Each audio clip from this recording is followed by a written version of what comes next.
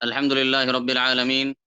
والصلاة والسلام على سيد الأنبياء والمرسلين سيدنا ونبينا محمد وعلى آله وصحبه أجمعين. أما بعد.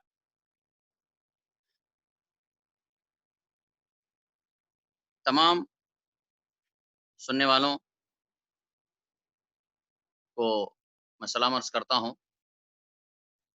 جو اسلامی طریقہ سلام ہے. السلام علیکم ورحمۃ اللہ وبرکاتہ. جیسا کہ میں نے وعدہ کیا تھا کہ انشاءاللہ آج ہماری گفتگو کا موضوع موجودہ حالات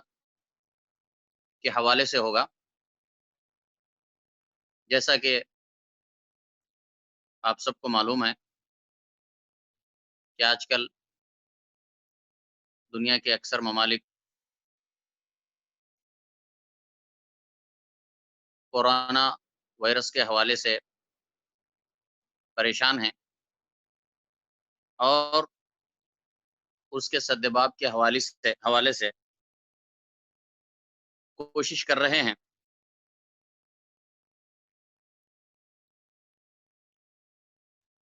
تو اسی حوالے سے میں نے مناسب سمجھا کہ اسی موضوع سے متعلق بات کریں اور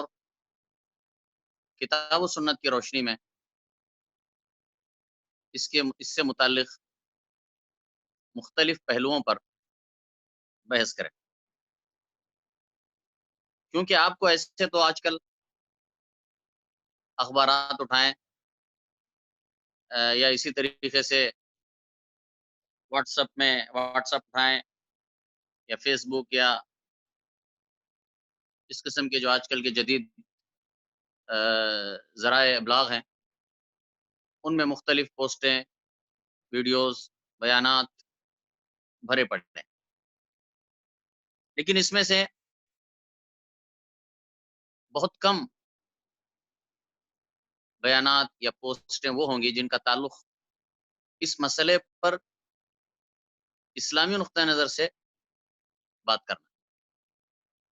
قبل اس کے کہ میں اس حوالے سے بات کروں، پہلے ایک بات میں آپ کو بتا دوں کہ دیکھیں، جب بھی کوئی دنیا میں ایک مسئلہ زیر بحث آتا ہے اور دنیا کا جو میڈیا ہے اس پر زیادہ توجہ دینے لگتا ہے تو ساری دنیا کے اندر لوگ اس پہ ان کی توجہ اس کی طرف ڈائیورٹ ہو جاتی ہے اور سارے کے سارے اس پہ بات کرنے لگتے ہیں اور اس سے متعلق مختلف قسم کی باتیں، مختلف قسم کی افکار، جھوٹی اور سچی باتیں پھیلائی جاتی. تو اس کے لیے سب سے پہلے میں آپ کو یہ نصیحت کرتا ہوں کہ ایسے موقعوں پر جھوٹ سے خبردار رہیں. یعنی ایسے موقعوں پر بہت سارے ایسے لوگ ہوتے ہیں جو جان بوجھ کر جھوٹی باتیں پھیلاتے ہیں، جھوٹی خبریں پھیلاتے ہیں. اور بہت سارے ایسے مغفلین کا ایک گروپ ہوتا ہے، بلکہ بہت بڑا گروہ ہوتا ہے مغفلین کا، جو جھوٹ اور سچ میں تمیز کیے بغیر ہر چیز کو پھیلانے کا کام کرتے رہتے. یہ نہ صرف اس موقع پر بلکہ ہر موقع پر جب آپ بھی دیکھیں گے کچھ جھوٹے ہوتے ہیں جو جان بوجھ کر جھوٹ پھیلاتے ہیں، اور کچھ ان جھوٹوں کی سواریاں ہوتی ہیں جو بغیر کسی معاوضے کے ان جھوٹے لوگوں کی جھوٹ کو پھیلانے کا کام کرتے رہتے. تو اس کے لیے ہمیشہ افواہوں سے بچ کر رہیں. خبریں جو بھی آتی ہیں ان کی فوری تصدیق نہ کریں اور فوری پھیلانا نہ شروع کریں. سوچ بچار سے کام لیں، شریعت سے رہنمائی لیں، عقل کو استعمال کریں. کبھی بھی خبروں کو اور افواہوں کو پھیلانے میں جلد بازی سے کام مت لیں. یہ بہت اہم اور ضروری چیز، خاص طور سے اس دور میں جب کہ آپ بیٹھے بیٹھے صرف ایک بٹن دبا کر جو ہے بات کو پوری دنیا میں آگے پھیلا سکتے ہیں، جس کو آج کل سوشل میڈیا کہتے ہیں۔ لیکن اگر آپ نے جھوٹ پھیلایا تو آپ کے اوپر جھوٹ لکھی جائے گی، تو اس کے لیے خبردار رہیں، جلد بازی ہرگز مت کریں، خبریں بہت ساری جھوٹی آتی ہیں، تصدیق فوراً کسی کی بھی نہ کریں، جب تک کہ آپ کے پاس آپ کو یقین نہ ہو جائے کہ یہ چیز سچ ہے۔ اللہ تعالیٰ نے اس حوالے سے ہمیں رہنمائی دی ہے، سورہ حجرات میں اللہ تعالیٰ کہتا ہے کہ یا ایھا الذین آمنوا ان جاءکم فاسق بنبأ فتبینوا، اے لوگوں جو ایمان لائے ہو، اگر تمہارے پاس کوئی فاسق انسان، کوئی فاسق آدمی کوئی خبر لے کر آتا ہے تو اچھی طرح اس کی تحقیق کر لو، یعنی اس کی تصدیق کرنے سے پہلے اس کی تحقیق کر لو۔ یہ ایک بہت اہم ہدایت ہے، بہت اہم رہنمائی ہے، جس کی ہمیں ہماری زندگی میں ہر وقت اور ہر جگہ ضرورت ہے۔ فتبین یا ایھا الذین آمنوا ان جاءکم فاسق بنبأ فتبین، اس اصول پر ہمیشہ عمل کریں، پوری زندگی میں عمل کریں، ہر موقع پہ عمل کریں کہ اے لوگوں جو ایمان لائے ہو، اگر تمہارے پاس کوئی فاسق کوئی خبر لے کے آتا ہے تو اس کی اچھی طرح تحقیق کر لو، جانچ پڑتال کر لو، اس کے بغیر خبروں کو کہ نہ خود تصدیق کریں نہ اس کو آگے بڑھائیں اور پھیلائیں۔ اب اس کے بعد ہم آگے بڑھتے ہیں، اللہ تعالیٰ نے پچھلی قوموں کے قصے جو اللہ تعالیٰ نے قرآن مجید میں بیان فرمائے ہیں، ان میں زیادہ تفصیل میں نہیں جاؤں گا، صرف ایک اشارہ کر دیتا ہوں، اور آپ کو اکثر انبیاء کرام کے جو قصے ہیں قرآن مجید میں جو بیان کیے گئے ہیں، آپ میں سے اکثر کو معلوم ہے کہ اللہ تعالیٰ نے پچھلی قوموں پر جب انہوں نے اللہ تعالیٰ کی توحید کو ماننے سے انکار کیا، اپنے پیغمبروں کو جھٹلایا، سرکشی اور تکبر کیا اور کفر پر اصرار کیا، تو آخر کار جا کر اللہ تعالیٰ نے ان پر اپنا عذاب بھیجا، اور مختلف قسم کے اللہ تعالیٰ نے عذاب بھیجے، اور ان عذابوں کے ذریعے سے اللہ تعالیٰ نے ان کافر اور مکذب قوموں کو ہلاک اور برباد کر کے رکھا، جیسے حضرت نوح علیہ السلام کی قوم کو اللہ تعالیٰ نے سیلاب میں ڈبو کر ہلاک کر دیا، فرعون اور آل فرعون کو، فرعون اور لشکر فرعون کو اللہ تعالیٰ نے سمندر میں غرقاب کر دیا، قوم لوط پر اللہ تعالیٰ نے آسمان سے پتھروں کی بارش کی اور ان کی بستی کو پلٹ کے رکھ دیا اور انہیں ختم کر دیا اور قصہ پارینہ بنا دیا۔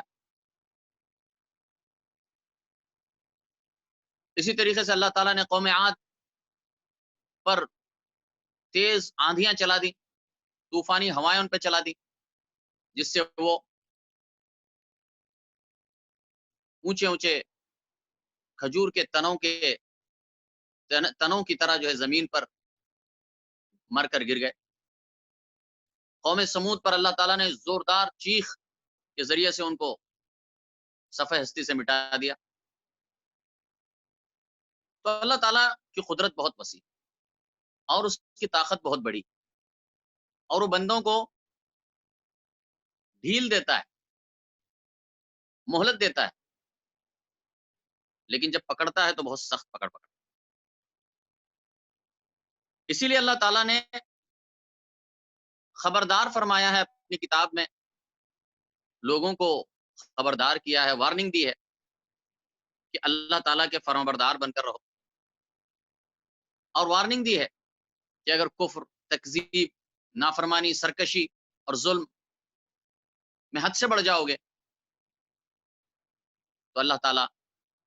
جس طرح پچھلی قوموں پر اللہ نے عذاب بھیجے ہیں مختلف طریقوں سے، اسی طرح آج بھی بھیج سکتا ہے اور کل بھی یہ عذاب آ سکتا ہے۔ اس حوالے سے اللہ تعالیٰ نے جو ہمیں قرآن مجید میں بتایا ہے، وہ میں سورہ انعام کی آیتیں تلاوت کرتا ہوں، آپ ذرا اسے سنیں۔ اللہ تعالیٰ فرماتا ہے، اعوذ باللہ من الشیطان الرجیم، وَلَقَدْ أَرْسَلْنَا إِلَىٰ أُمَمٍ مِّن قَبْلِكَ فَأَخَذْنَاهُمْ بِالْبَأْسَاءِ وَالضَّرَّاءِ لَعَلَّهُمْ يَتَضَرَّعُونَ۔ اور البتہ تحقیق ہم نے تجھ سے پہلے بہت سی قوموں کی طرف رسول بھیجے، فَأَخَذْنَاهُمْ بِالْبَأْسَاءِ وَالضَّرَّاءِ، بس ہم نے ان کو پکڑا سختی اور تکلیف کے ذریعے،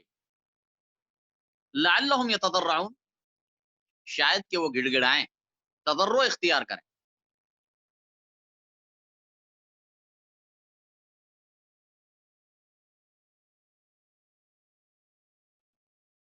تضرع کا مطلب یہ ہوتا ہے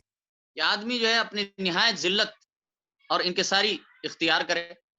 اور اللہ تعالیٰ کے سامنے جھک جائے، دعائیں کرے نہایت ذلت سے، عاجزی سے، انکساری سے، تو یہ تضرع وزاری ہوتی ہے، گڑ گڑانا ہوتا ہے۔ تو اللہ تعالیٰ کہتا ہے کہ ہم نے بہت ساری قوموں کی طرف رسول بھیجے،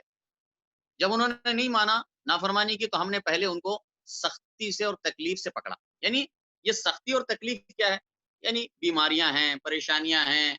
اور مصائب ہیں، مشکلات ہیں، چھوٹے چھوٹے عذابات ہیں مختلف، ان کے ذریعے سے اللہ تعالیٰ نے پہلے ان کو پکڑا۔ اور مقصد اس کا کیا تھا؟ لعلہم یتضرعون، شاید کہ وہ اللہ کی طرف رجوع کریں، اللہ سے معافی چاہیں، توبہ کریں، دعا کریں، عاجزی اختیار کریں، یہ مقصد۔ تو اس سے معلوم ہوا کہ یہ جو اللہ تعالیٰ نے شروع میں بہت سارے سختی اور تنگی سے ان کو پکڑا، یعنی یہ چھوٹے چھوٹے عذابات، ان کو ہم یوں کہہ سکتے ہیں تنبیہی عذابات، یعنی تنبیہ کرنے کے لیے، وارننگ دینے کے لیے، سمجھانے کے لیے، بیدار کرنے کے لیے یہ عذابات ہوتے ہیں، ان کو ہم تنبیہی عذابات کہہ سکتے ہیں۔ تو پہلے تو اللہ تعالیٰ نے انہیں تنبیہی عذابات سے پکڑا اور مقصد یہ تھا لعلہم یتضرعون۔ پھر آگے اللہ کہتا ہے فلولا اذ جاءہم بأسنا تضرعوا، بس کیوں نہیں جب ان کے پاس ہماری بأس آئی، یعنی جب ان کے پاس ہمارا عذاب ان پر آیا، بس کیوں نہیں جب ان کے اوپر ہمارا عذاب آیا تضرعوا،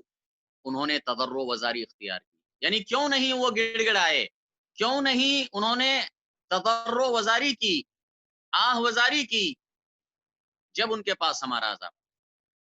فلولا اذ جاءہم بأسنا تضرعوا۔ تو معلوم ہوا کہ جب اللہ تعالیٰ یہ تنبیہی عذابات بھیجتا ہے تو جو لوگ اس چیز کو سمجھ جاتے ہیں کہ اللہ تعالیٰ کی طرف سے تنبیہ ہے اور اللہ تعالیٰ ہمیں وارننگ دے رہا ہے، اور فوراً اپنے گناہوں سے توبہ کر لیتے ہیں، اللہ کی طرف رجوع کرتے ہیں، اللہ کی طرف بھاگتے ہیں اور اس سے معافی چاہتے ہیں، تو پھر اللہ تعالیٰ وہ عذابات بھی ہٹا دیتا ہے اور پھر اللہ تعالیٰ انہیں معاف بھی فرماتا ہے۔ فلولا اذ جاءہم بأسنا تضرعوا، لیکن جب وہ ایسا نہیں کرتے تو آگے کا مرحلہ ہے، جب توبہ نہیں کرتے، اللہ تعالیٰ کے ان تنبیہی عذابات کو سمجھتے نہیں ہیں، اپنی اصلاح نہیں کرتے ہیں، توبہ نہیں کرتے ہیں، تضرع نہیں اختیار کرتے ہیں، دعائیں نہیں کرتے ہیں، تو کیا ہوتا ہے؟ فلولا اذ جاءہم بأسنا تضرعوا، بس کیوں نہیں انہوں نے تضرع وزاری کی جب ان کے پاس ہمارا عذاب آیا، ولکن قست قلوبہم،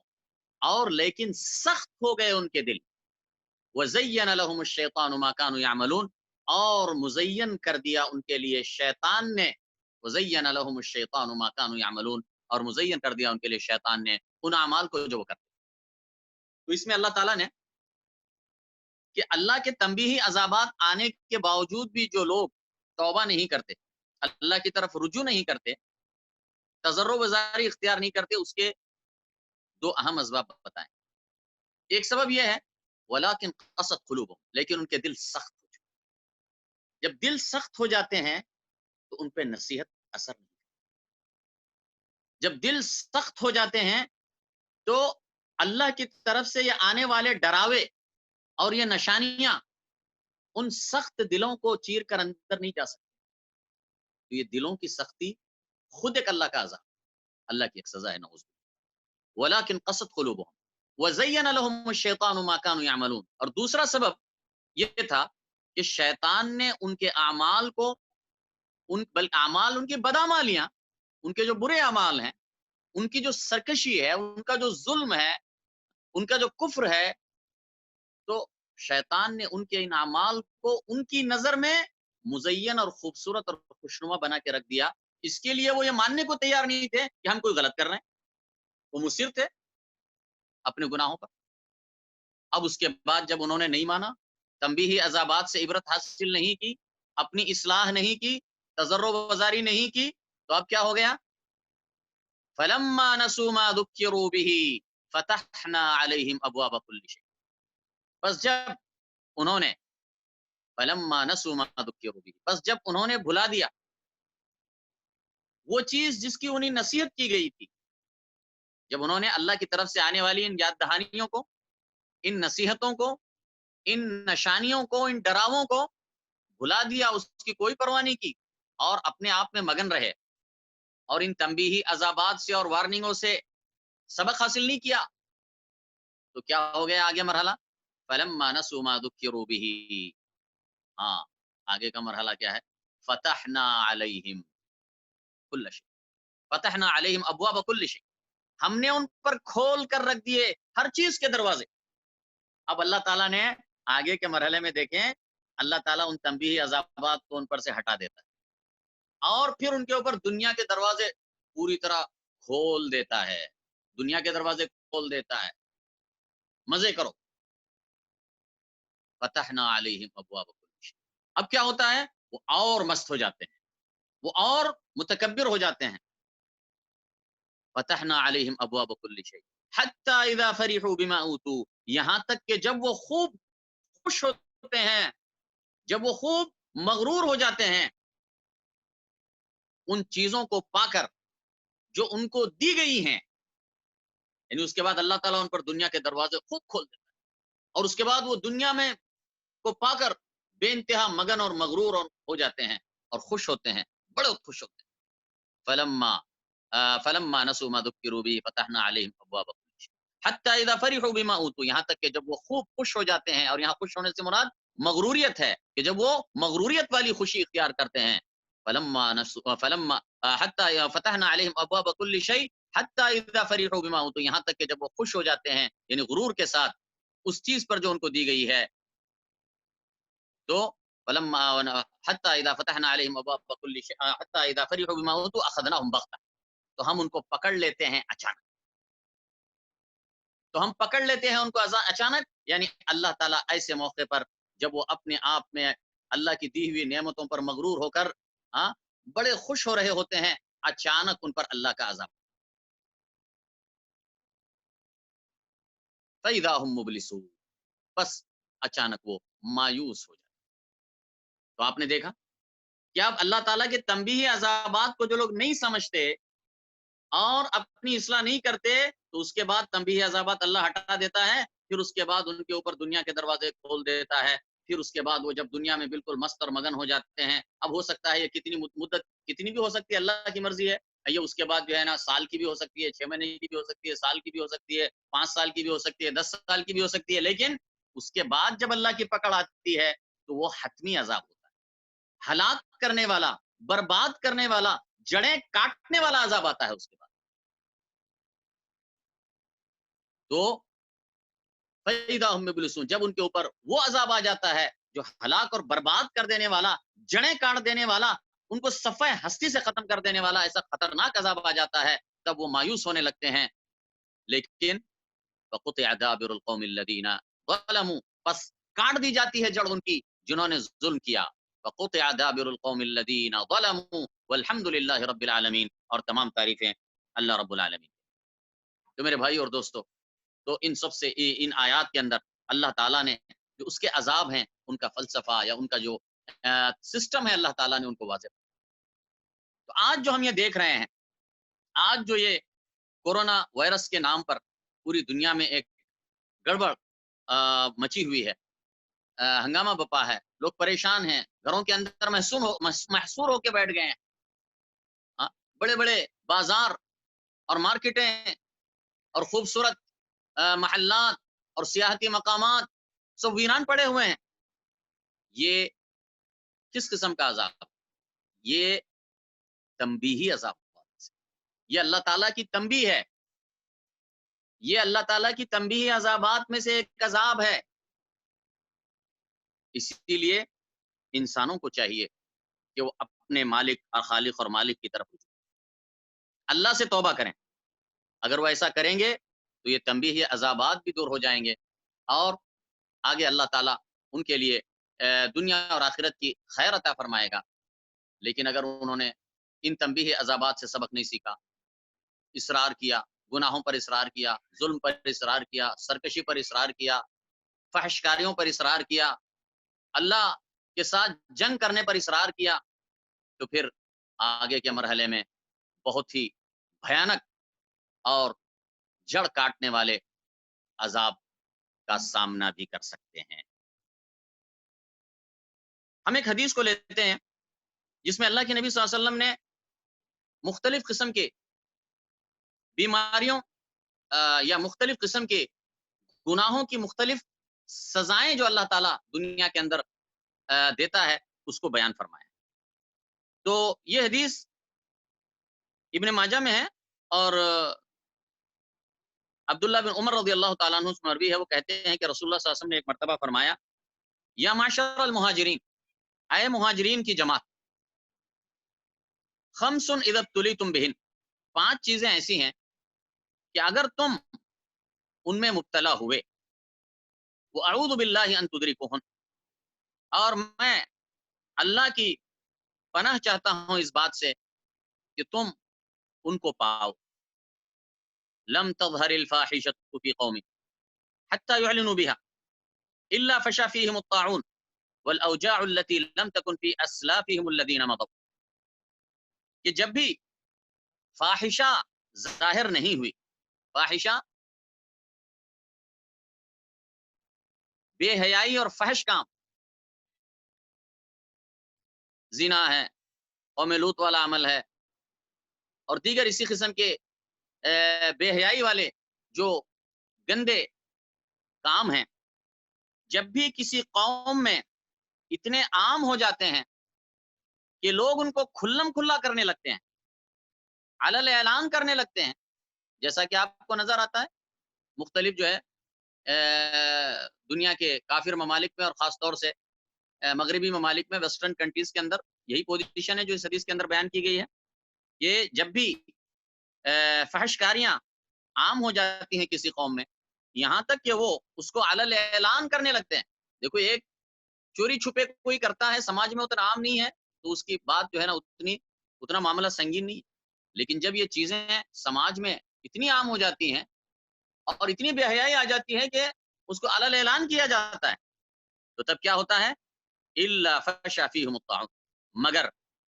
پھیل جاتا ہے ان میں طاعون، والاوجاع التي لم تكن في اسلافهم الذين مضوا، اور ایسی خطرناک بیماریاں کہ جو پہلے گزرے ہوئے لوگوں میں موجود نہیں تھی. تو آپ نے اس میں ایک گناہ بتایا، اور پھر اس کی سزا اللہ تعالیٰ دنیا میں کیا دیتا ہے، کس چیز کے ذریعے انہیں تنبیہ کرتا ہے، اس چیز کو بھی بتایا. اور آج جو آپ یہ دیکھ رہے ہیں تو یہ corona virus new corona virus ہے. یعنی یہ پہلے جو کورونا وائرس پہلے بھی دیکھا گیا ہے، لیکن یہ اس کی نئی شکل سے آیا ہے. تو یہ نئی بیماری ہے جو پہلے انہوں نے نہیں دیکھی تھی، اس کو اب ڈسکور کیا ہے. اور جیسا کہ اللہ کے نبی صلی اللہ علیہ وسلم نے فرمایا کہ جب بھی کسی قوم میں فحش کاریاں، فواحش عام ہونے لگتے ہیں، یہاں تک کہ وہ اس کو علل اعلان کرتے ہیں، تو اللہ تعالیٰ ان کے درمیان تعاون کہتے ہیں. اصل میں تو تعاون وہ ہوتا ہے جو چوہوں کے ذریعے سے بیماری پھیلتی ہے، اور وہ بیماری تعاون کی جو پلیگ جسے کہتے ہیں، اور وہ جب وہ پھیلتی ہے تو خریوں کے خریے بستیوں کو چاٹ کر صاف کر دیتی تھی. اور ایسا مختلف تاریخ کے مختلف زمانوں میں یہ بیماری تعاون آتا رہتا تھا. تو مگر یہ کہ پھیل جاتا ہے ان میں تعاون، والاوجاع التي لم تكن في اسلافهم الذين مضوا، اور ایسی بیماریاں،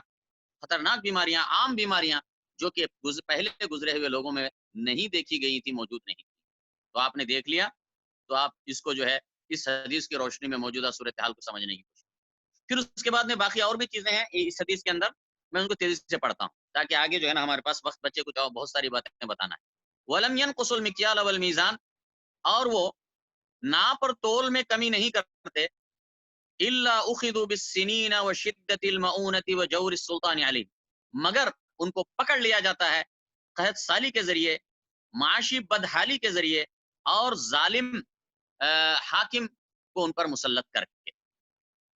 तीसरी चीज, वलम यमनउ ज़कात अमवालिहिम, और वो अपने माल की ज़कात नहीं रोकते, इल्ला मुनिउल क़त्र मिनस समा, मगर ये कि आसमान से बारिश उन पर रोक दी जाती है। वलौलल बहाइम लम युमतरू, और अगर ये बेकसूर चौपाए ना होते, जानवर ना होते, तो फिर उनको उन पर बारिश पूरी तरह बंद कर दी जाती। चौथी चीज है, वलम यनकुदु अहदल्लाहि व अहद रसूलिही इल्ला सल्लतल्लाहु अलैहिम अदुव्वन मिन गैरिहिम फअखदु बअद मा फी ऐदीहिम, और उन्होंने अल्लाह और उसके रसूल के अहद को नहीं तोड़ा। यानी अल्लाह और रसूल का अहद क्या है? अल्लाह का अहद उसके किताब में मौजूद है, ये करो और ये नहीं करो, ये अल्लाह का हमारे साथ अहद और मुआहदा है। जब हमने ईमान लाया तो इसका ये किया कि हम इस पे अमल करेंगे, अल्लाह के हकाम पर अमल करेंगे, ये हमारा अहद और मुआहदा है अल्लाह से। और इसी तरह अल्लाह के नबी का अहद क्या है? जो अल्लाह के नबी सल्लल्लाहु अलैहि वसल्लम ने अहकामात दिए हैं, जो करना और नहीं करने के हवाले से, तो फरमाया और उन्होंने नहीं तोड़ा अल्लाह से किए हुए अहद को और रसूल से किए हुए अहद को, मगर ये कि अल्लाह उन पर दुश्मन को मुसल्लत कर देता है उनके बाहर से, बस वो दुश्मन आकर उनके पास जो चीजें हैं उनमें से बहुत कुछ उठा के लेके चला जाता है।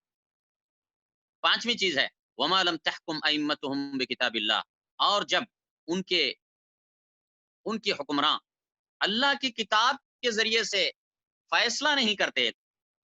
वो यतखय्यरु मिम्मा अंज़लल्लाह, और अल्लाह की हुई उतारे हुए अहकाम में से उसको लेकर उस पर अमल नहीं करते, इल्ला जअलल्लाहु बअसहुम बैनहुम, मगर ये कि अल्लाह ताला उनके दरमियान आपस में इख्तिलाफात को इख्तिलाफात डाल देता है,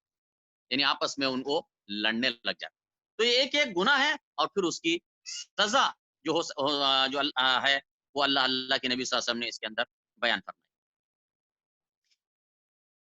अच्छा, ये जब इसीलिए अब सवाल ये पैदा होता है कि इन अज़ाबात को उठाने का या इन अज़ाबात को आने से पहले रोकने का क्या तरीका? आने से पहले अल्लाह ताला के इन ऐसे तंबीही अज़ाबात को आने से पहले अगर रोकना है, तो उसका सबसे बेहतरीन तरीका ये है कि समाज के अंदर, मुआशरे के अंदर अम्र बिल मारूफ और नही अनिल मुनकर का काम चलना चाहिए। नेकी का हुक्म देना और बुराई से रोकना, ये अल्लाह ताला के अज़ाब में रुकावट बनता है। अल अम्र बिल मारूफ व नही अनिल मुनकर। इसीलिए तिर्मिज़ी में हज़रत हुज़ैफ़ा से मरवी है कि रसूलुल्लाह सल्लल्लाहु अलैहि वसल्लम ने फरमाया, वल्लज़ी नफ़्सी बियदिही लतअमुरुन्न बिल मारूफ व लतनहउन्न अनिल मुनकर औ लयूशिकन्न अल्लाहु अन यबअथ अलैकुम इक़ाबम मिन्हु थुम्मा तदऊनहु फला युस्तजाबु लकुम। कि अल्लाह की कसम जिसके कब्ज़े में मेरी जान है, तुम ज़रूर नेकी का हुक्म करो और ज़रूर बुराई से रोको, वरना अल्लाह ताला करीब है कि तुम पर अपनी तरफ से कोई अज़ाब भेजे,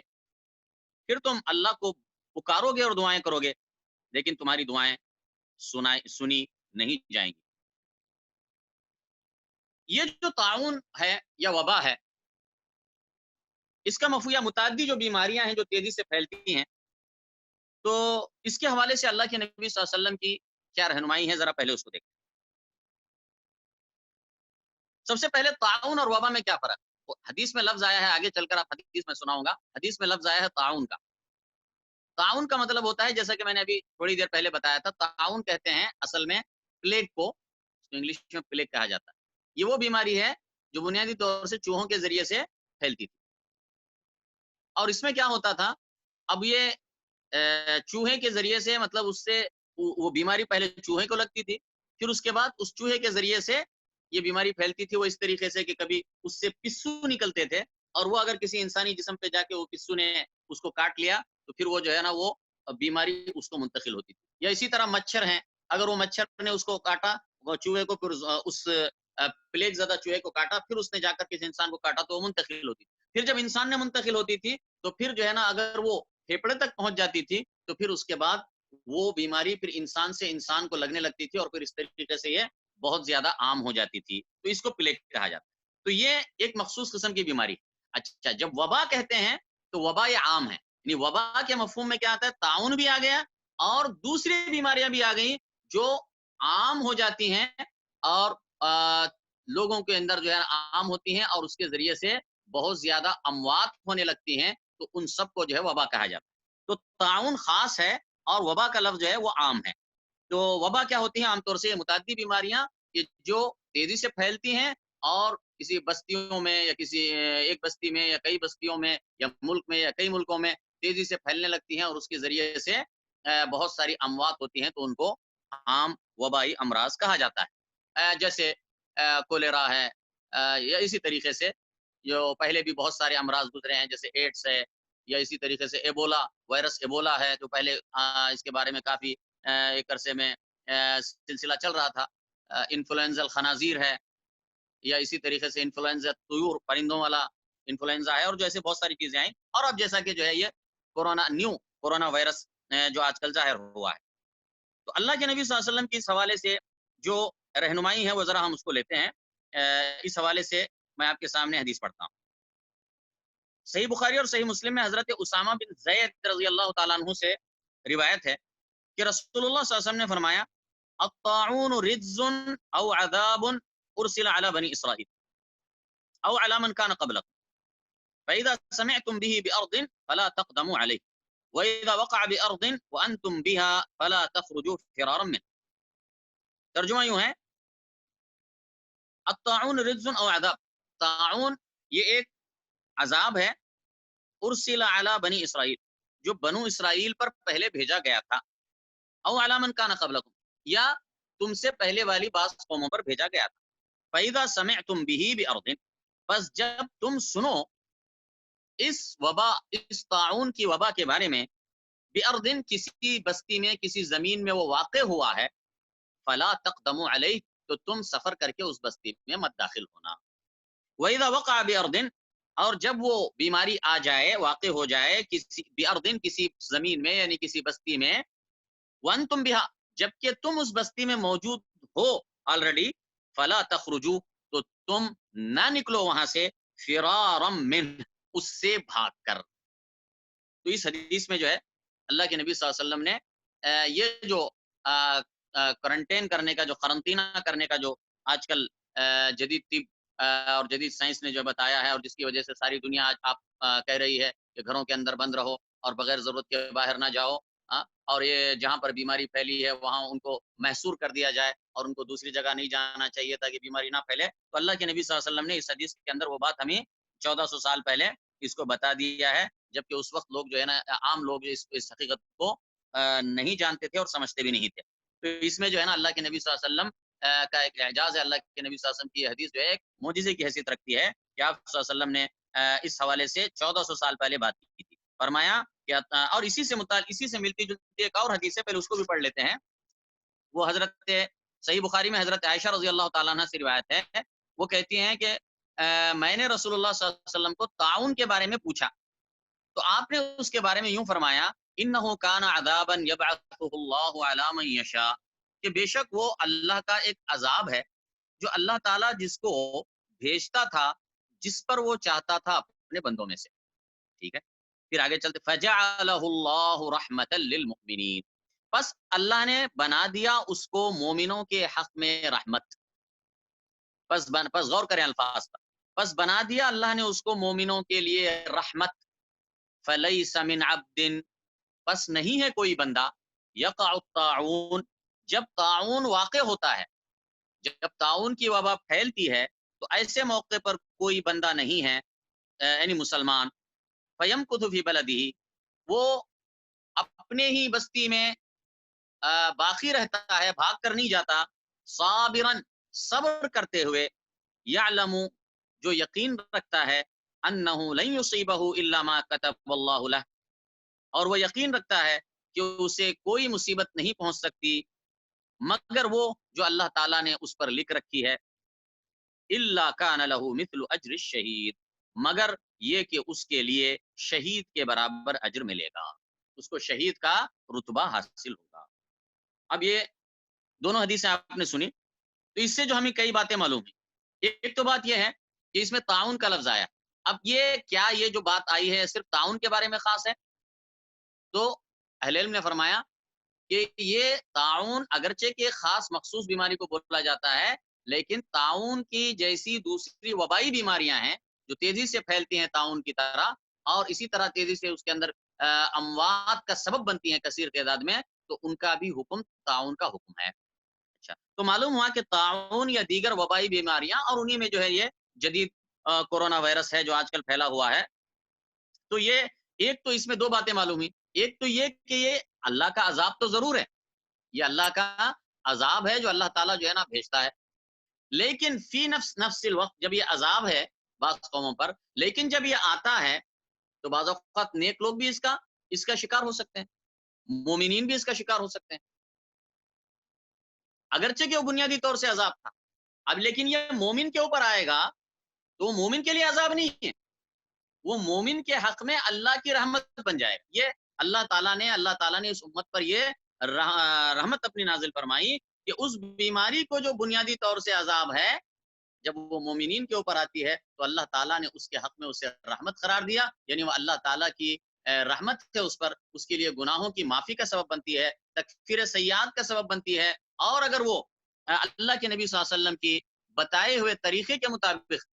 اس وبائی بیماری کے وقت اللہ کے نبی صلی اللہ علیہ وسلم کی ہدایت کے مطابق اپنی ہی بستی میں اگر بیماری اس کے بستی میں آتی ہے، تب بھی جو ہے نا وہ صبر کے ساتھ اپنی بستی میں باقی رہتا ہے، اور اللہ پر یقین رکھتا ہے، اللہ کی قضاء اور قدر پر یقین رکھتا ہے، اور یہ جانتا ہے کہ جو اللہ تعالیٰ نے اس پر لکھا ہے وہ ہو کر رہے گا، اور اس کو جو اللہ نے لکھا ہے وہی ہوگا، اس کے علاوہ کچھ نہیں ہوگا، اور پھر سب ثابت قدمی کے ساتھ صبر کے ساتھ رہتا ہے، تو اسے اللہ تعالیٰ شہید کا اجر عطا۔ اب اس میں یہ بھی غور کرنے کی بات ہے، بعض اہل علم نے اس طرف توجہ دلائی کہ اس میں اللہ کے نبی صلی اللہ علیہ وسلم نے فرمایا، یہ نہیں کہا کہ اگر وہ اس میں مر گیا تب بھی اس کو شہید کا رتبہ ہے، لیکن یہاں پر مرنے کا لفظ نہیں آیا،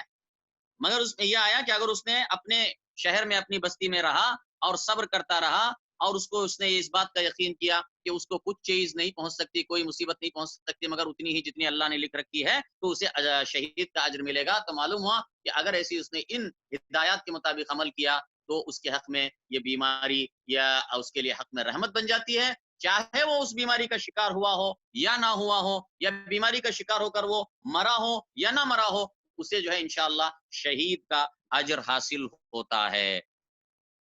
اچھا، ایک اور بات ہے جو بعض اہل علم نے اس طرف اشارہ کیا ہے، وہ یہ ہے کہ اس حدیث کے اندر جو لفظ اللہ کے نبی صلی اللہ علیہ وسلم نے بیان فرمایا ہے، جو پچھلی حدیث جو میں نے حضرت اسامہ بن زید کی حدیث سنائی تھی، وَإِذَا وَقَعَ بِأَرْضٍ وَأَنْتُمْ بِهَا فَلَا تَخْرُجُوا فِرَارًا مِنْهُ، جب وہ کسی زمین میں واقع ہو جبکہ تم اس میں ہو تو وہاں سے نہ جاؤ، اس سے بھاگ کر۔ اس حدیث بھاگ کر نہ جاؤ، اس حدیث سے بعض اہل علم نے کہا کہ لیکن اگر کوئی بھاگ کر جائے تو اس سے منع کیا گیا ہے، یعنی بیماری سے بھاگ کر چھوڑ کے جاتا ہے تو اس سے منع کیا گیا ہے، لیکن اگر کوئی آدمی اپنے کسی مخصوص کام کی وجہ سے، تجارت کی وجہ سے، تعلیم کی وجہ سے، یا کسی اور مقصد کام کی وجہ سے جو ہمیشہ معمول کے مطابق آتا جاتا رہتا ہے، اور وہ اس کا مقصد جو ہے نا وہ تجارت ہے، تعلیم ہے، یا کوئی اور علاج ہے، یا کوئی اور مقصد ہے، اس لیے اگر وہ چھوڑ کر جاتا ہے تو ایسی صورت میں کوئی حرج نہیں ہے۔ اچھا،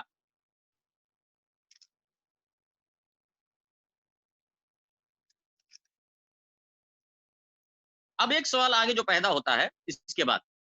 کہ ان عام جو وبائی بیماریاں ہیں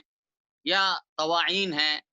یا جو اللہ کے یہ عذابات ہیں جو تنبیہی عذابات ہوتے ہیں، ان کو دور کرنے کا، ان سے نجات حاصل کرنے کا کیا طریقہ کار ہونا چاہیے شرعی نقطہ نظر سے؟ تمہیں کیا کام کرنا چاہیے کہ جس کی وجہ سے اللہ تعالیٰ، کیونکہ ہر چیز اللہ کے ہاتھ میں، ہر چیز اللہ کے ہاتھ میں، عذابات کو بھیجنے والا بھی وہی، بیماری بھیجنے والا بھی وہی، شفا دینے والا بھی وہی ہے، سب کچھ اس کے ہاتھ میں ہے۔ تو اسی لیے وہ کیا شرعی رہنمائیاں ہیں، ہدایتیں ہیں کہ جن کے اوپر عمل کرنے سے ایسی وباؤں کو دور کیا جا سکتا ہے اور ان کو ہٹایا جا سکتا ہے۔ تو سب سے پہلے ان چیزوں میں تیزی سے اشارہ کرتا ہوں کیونکہ ٹائم ہوتا جا رہا ہے۔ سب سے پہلی چیز ہے قضاء اور قدر پر ایمان۔ ایک مسلمان کا اللہ کی قضاء اور قدر پر بھرپور ایمان، جو اللہ کی تقدیر پر، قضا و قدر پر بھروسہ رکھتا ہے وہ بے صبری نہیں کرتا، وہ حد سے زیادہ یعنی پینک نہیں لیتا، یہ حدود میں ہوتا ہے ہر چیز،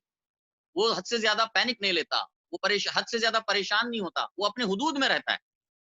اللہ تعالیٰ فرماتا ہے ما اصاب من مصیبت الا باذن اللہ ومن یؤمن باللہ یہدی قلبہ، جو بھی مصیبت پہنچتی ہے تو وہ اللہ کے حکم سے ہے، جو بھی مصیبت پہنچتی ہے تو وہ اللہ کے حکم سے ہے۔ ومن یؤمن باللہ یہدی قلبہ، اور جو اللہ پر ایمان رکھتا ہے تو اللہ تعالیٰ اس کے دل کو ہدایت عطا کرتا ہے، اور جو اللہ پر ایمان رکھتا ہے تو اللہ تعالیٰ اس کے دل کو ہدایت عطا فرماتا ہے۔ حضرت عبداللہ ابن عباس اس آیت کی تفسیر میں کہتے ہیں کہ یعنی یہ کہ اللہ تعالیٰ اسے اس کی توفیق دیتا ہے کہ وہ اس بات پر یقین کرتا ہے کہ ما اصابہ لم یکن لیخطئہ، کہ جو کچھ اس سے پہنچا ہے وہ پہنچنے ہی والی چیز تھی، اس سے بچنا اس کے لیے ممکن نہیں تھا۔ وما اخطأہ لم یکن لیصیبہ، اور جو اس سے چیز چھوٹ گئی وہ اس کو ملنے والی یا اس تک آنے والی نہیں تھی، تو فیرضی ویسلم، تو وہ اللہ تعالیٰ کے فیصلے پر راضی رہتا ہے اور سر تسلیم خم کرتا ہے۔ تو ایمان بالقضاء والقدر یہ بہت ضروری ہے۔ اسی طرح یہ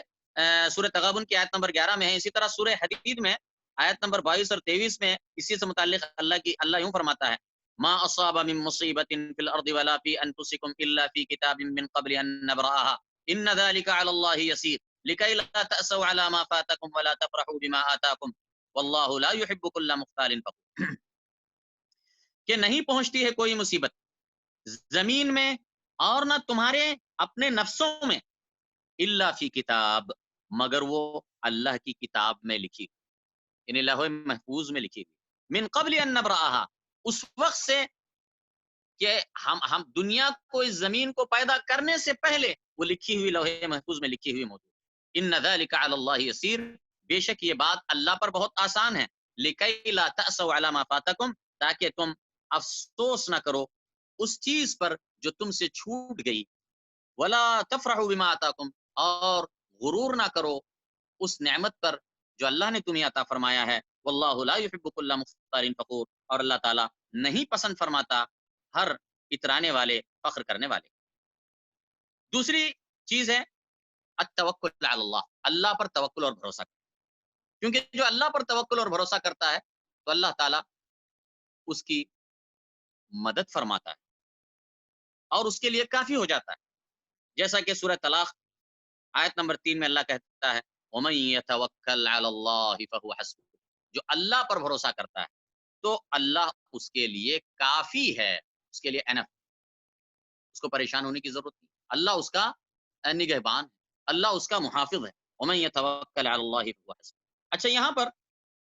توکل کا صحیح معنی سمجھنا بھی ضروری ہے۔ توکل کا ہم ترجمہ کرتے ہیں اردو میں بھروسہ کرنا، اللہ پر بھروسہ کرنا۔ بھروسہ کرنے کا، توکل کرنے کا کیا مطلب ہے؟ توکل کرنے کا مطلب یہ ہے کہ ظاہری جو اسباب ہوتے ہیں، اسباب کو اختیار کریں، اسباب کو اختیار کریں، اسباب کو اختیار کرنا، ظاہری اسباب کو، مادی اسباب کو اختیار کرنا، یہ توکل کے منافی عمل نہیں ہے۔ اسباب ظاہری کو اختیار کریں لیکن ان اسباب پر بھروسہ مت کریں، بلکہ بھروسہ اللہ سبحانہ و تعالی پر کریں، جو کہ مسبب الاسباب ہے، سارے اسباب کو بنانے والا ہے، اسباب کو پیدا کرنے والا ہے، اسباب میں تاثیر ڈالنے والا ہے، اسی نے اسباب کے اندر تاثیر رکھی ہے، اور اگر اللہ تعالیٰ ان اسباب سے تاثیر چھین لے گا تو وہی اسباب کام نہیں کریں گے۔ تو اسی لیے توکل کا صحیح مفہوم یہ ہے کہ ظاہری اور اسباب کو اختیار کر کے اللہ پر بھروسہ کرنا، اسباب پر بھروسہ نہ کرنا۔ اس کی مثال ایسی ہے جیسے رزق کمانا ہے، اب انسان کو رزق کمانے کے لیے کوئی اسباب اختیار کرنے پڑتے ہیں، تجارت کرنا ہے، زراعت کرنا ہے، یا اسی طریقے سے نوکری کرنا ہے، یہ سارے ظاہری اسباب ہیں، محنت مزدوری کرنا ہے، یہ اسباب ظاہری ہیں، یہ ان میں سے کوئی ایک سبب اختیار کرتا ہے اور پھر اللہ پر بھروسہ کرتا ہے، اگر یہ صحیح توکل ہے۔ اگر آدمی کوئی بولے گا نہیں میں گھر میں بیٹھا رہتا ہوں، میرے اوپر آسمان سے توشہ آئے گا تو یہ اللہ تعالیٰ کی سنتوں کے خلاف، اللہ نے جو کائنات میں سنتیں بنائی ہیں ان کے خلاف. تو اسباب ضرور اختیار کریں لیکن بھروسہ اللہ پر کریں، اسباب پر نہ کریں. اچھا، دوسری اور ایک بات کہ بہت سی مرتبہ ایسا بھی دیکھنے میں آتا ہے کہ بہت سارے لوگ کہنے کو تو یہ کہتے ہیں کہ بھئی ہم تو اللہ پہ بھروسہ کرتے ہیں،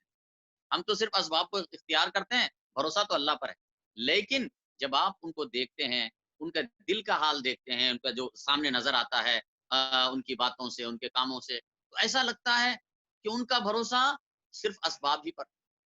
اسباب ہی کو سب کچھ سمجھنے لگتا ہے. تو اس طریقے سے زبان سے تو توکل کا لفظ ہوتا ہے لیکن عملاً آپ دیکھتے ہیں کہ وہاں پر اللہ پر توکل والی بات نظر نہیں آتی. وہ صرف زبان کا ایک لفظ ہے جو بے معنی سا ہوتا ہے، جس کی حقیقت میں موجود نہیں ہوتا. اللہ تعالیٰ ہم سب کی حفاظت کرے. ایسا نہیں ہونا چاہیے. واقعی میں دل میں اللہ پر یقین اور توکل ہونا چاہیے. بھروسہ ہونا چاہیے کہ جو اللہ تعالیٰ کے ہر چیز اللہ کے ہاتھ میں ہے. حضرت ابراہیم علیہ السلام کو آگ میں ڈالا گیا، آگ کا کام جلانا ہے، لیکن جب اللہ نے اس کو حکم دیا مت جلاؤ تو اس نے نہیں چلا. دنیا میں کتنے لوگ ہیں، کتنی اسباب اختیار کرتے ہیں، دن رات ایک کر دیتے ہیں، لیکن جو ان کو اللہ نے ان کے حق میں لکھا رہتا ہے وہی حاصل ہوتا ہے، اس سے بڑھ کر کچھ حاصل نہیں ہوتا. تو اسی لیے اللہ پر بھروسہ کرنا ضروری ہے. اچھا، جو اسباب اختیار کرنا ہے اس نیو کورونا وائرس کے حوالے سے، کووڈ 19 کے حوالے سے جو مادی اسباب ہیں، احتیاطات ہیں، تو وہ تو آپ کو معلوم ہے اور آپ جو ہے نا اس کو سنتے رہتے ہیں. ورلڈ ہیلتھ کے ویب سائٹ پہ جائیں گے تو انہوں نے بھی بہت ساری اس میں لمبی لمبی بحثیں کی ہیں اور نئی نئی باتیں آتی رہتی ہیں. لیکن ان سب کا خلاصہ میں چند چیزوں میں بتاتا ہوں کہ جو آج کل جو احتیاطی تدابیر اختیار کرنی ہے جو اس حوالے سے مادی اسباب ہیں. ایک تو یہ ہے کہ آدمی جو ہے نا میل جول کم کرے، بغیر ضرورت کے گھر سے نہ نکلے، بغیر ضرورت کے گھر سے نہ نکلے. نمبر ایک. نمبر دو، بدنی لحاظ سے دور رہے، سماجی فاصلہ اختیار کرے، جس سے بھی کنیکشن خریدنے جاتا ہے، کسی سے ملاقات کرتا ہے تو کم سے کم جو ہے 1 میٹر کا کہتے ہیں لیکن آپ 1.5 میٹر تک کا جو ہے نا کم سے کم فاصلہ رکھیں. یہ ایک بات اس کو کہتے ہیں جس کو آپ سوشل ڈسٹینس کے نام سے جانتے ہیں. تو اچھا، تیسری چیز ہے کہ جب آپ باہر جائیں تو بہتر ہے کہ جو ہے آپ ماسک پہن کر جائیں. یہ ایک چیز ہو. نمبر 4، ہاتھوں کو جو ہے نا بار بار دھویا کریں، ہاتھوں کی صفائی کا انتظام کریں اور صابن کے ذریعے دھوئیں. ٹھیک ہے، اگر صابن نہیں، اگر ایسے بھی آپ اچھی طریقے سے ہاتھ دھو لیں گے تھوڑا سا نیم گرم پانی کے ذریعے سے تو یہ بھی انشاءاللہ تعالی کافی ہے. اور اس کے علاوہ پانچویں چیز ہے جو سرفیسز ہوتے ہیں چیزوں کے، جیسے میز ہیں، ٹیبل ہیں یا دروازے کی جس کو پکڑتے ہیں جہاں پر لوگ عام طور سے، اس کو اگر جو ہے نا بار بار اس کو اگر پوچھا جائے تو یہ جو ہے انشاءاللہ تعالی یہ 5 اہم چیزیں ہیں. تو یہ باذن اللہ یہ کافی اسباب ہیں، یہ ان پر عمل کریں اور باقی بھروسہ اللہ سبحانہ و تعالیٰ پر کریں. اچھا، یہ تو ہو گیا. پہلے ہم نے ایک چیز بتائی تھی ایمان بالقضاء والقدر، دوسری چیز ہے اللہ تعالیٰ پر توکل، تیسری چیز جو ایسی وبائی بیماریوں سے یا دیگر مختلف مصائب اور مشکلات سے نکلنے کے حوالے سے یہ اہم ہدایات ہیں جو اللہ تعالیٰ کی قرآن و سنت میں آئی ہیں. نمبر 3 جو اب میں آ رہا ہوں تو وہ ہے کثرت سے استغفار کرنا، کثرت سے استغفار کرنا، گناہوں سے سچی توبہ کرنا، اللہ تعالیٰ کی طرف رجوع کرنا. دیکھو، آدمی جو استغفار جو ہے یہ عذاب، اللہ کے عذاب کے اور بندے کے درمیان حائل ہو جاتا ہے، پردہ بن جاتا ہے. سورہ انفال آیت نمبر 33 میں اللہ کہتا ہے وَمَا كَانَ اللَّهُ مُعَذِّبَهُمْ وَهُمْ يَسْتَغْفِرُونَ، اور اللہ تعالیٰ ان کو عذاب دینے والا نہیں ہے جبکہ وہ استغفار کرنے والے، یعنی جب تک وہ استغفار کرنے والے ہیں، اللہ سے معافی چاہنے والے ہیں، اللہ ان پر عذاب نہیں بھیجے، ان پر عذاب نہیں آئے. تو یہ استغفار حائل ہو جاتا ہے بندے کے اور عذاب کے درمیان. نمبر 4 کتنی چیزیں ہوئی؟ پہلے میں آپ کے سامنے ذکر کیا قضاء اور قدر پر ایمان. نمبر 2 اللہ پر توکل. نمبر 3 توبہ اور استغفار. نمبر 4 دعا، کثرت سے دعا اور اللہ تعالیٰ کی طرف تضرع گزاری. جیسا کہ ہم نے پہلے ابھی میں نے شروع میں جو درس شروع کیا تھا تو آیت پڑھی تھی، اس میں کیا آیا فلولا اذ جاءہم بأسنا تضرعوا، بس کیوں نہیں انہوں نے تضرع وزاری اختیار کی جب ان کے پاس ہمارا عذاب. तो तज़र्रो इख्तियार करना, गिड़गिड़ा कर, आजिज़ी से, अल्लाह ताला से रुजू करना, दुआएँ करना, ये तज़र्रो, ये फलौला इज़ जाअहुम बअसुना तज़र्रऊ। अल्लाह कहता है जब हमारा अज़ाब उनके पास आया, क्यों नहीं उन्होंने आजिज़ी इख्तियार की, क्यों नहीं उन्होंने तज़र्रो इख्तियार किया। इसी तरह दूसरी अल्लाह ताला जो है सूरह आराफ में फरमाता है आयत नंबर 55 में, उदउ रब्बकुम तज़र्रुअन व खुफिया, तुम दुआ करो अपने रब से निहायत आजिज़ी और ahवज़ारी करते हुए, व खुफिया और छुप कर आहिस्ता से, इन्नहु ला युहिब्बुल मुअतदीन, बेशक वो ज़्यादती करने वालों को पसंद नहीं करता। और अल्लाह ताला तो दुआओं का सुनने वाला है, और इस बारे में ये एक अलग मौज़ू है, मैं उसमें तफ़सील में नहीं जाना चाहता। जैसे एक आयत सुन लें बस, सूरह बकरा आयत नंबर 186 में अल्लाह फरमाता है, व इज़ा सअलका इबादी अन्नी फ़इन्नी क़रीब, और जब बंदे तुझसे मेरे बारे में पूछें, जब तुझ मेरे बंदे तुझसे मेरे बारे में पूछें, तो उनको बता दे कि फ़इन्नी क़रीब, कि मैं उनसे करीब हूँ। उजीबु दाअवत दाई इज़ा दआन, मैं दुआ करने वाले की दुआ को सुनता हूँ जब वो मुझसे दुआ करते हैं। आगे 4 चीज़ें हो गई थी, अब ये 5वीं चीज़, सदका व खैरात। सदका व खैरात करें, ये भी जो है मसाइब और इब्तिलाअत और आज़माइशों और वबाई बीमारियों में इससे जो है अल्लाह ताला की तरफ से मदद आती है। चुनांचे इस हवाले से मैं एक हदीस ज़िक्र करता हूँ। हारिस अल-अशरी से रिवायत है कि रसूलुल्लाह सल्लल्लाहु अलैहि वसल्लम ने फरमाया कि बेशक अल्लाह ताला ने यहया बिन ज़करिया को 5 चीज़ों का, 5 कलिमात का हुक्म दिया था। इन 5 में से अल्लाह के नबी ने एक बात ये बताई, वो है कि उन्होंने अल्लाह ताला ने उनको हुक्म दिया सदका करने का। अल्लाह ताला ने हज़रत यहया को हुक्म दिया इन 5 कलिमात का, और उनको ये कहा कि ये सबको बता दो अपनी कौम को। तो हज़रत यहया ने ये 5 कलिमात अपनी कौम को बताए। उनमें से एक ये है, और अल्लाह ताला ने तुमको सदका करने का हुक्म दिया। बस इसलिए कि सदक़े की मिसाल ऐसी है जैसे जैसे उस आदमी की तरह है, जिसको दुश्मन ने गिरफ्तार कर लिया, कैद कर लिया। फिर उसके हाथ को उसकी गर्दन से मज़बूत बाँध दिया जकड़ कर, और उसको उन्होंने हाज़िर किया ताकि उसकी गर्दन उड़ा दें। तो उस आदमी ने, उस कैदी ने, उसने कहा, मैं अपने पास जो कलीलो कसीर माल है, कम ज़्यादा जो भी मेरे पास माल है, जो भी मैं तुम्हें देकर जो है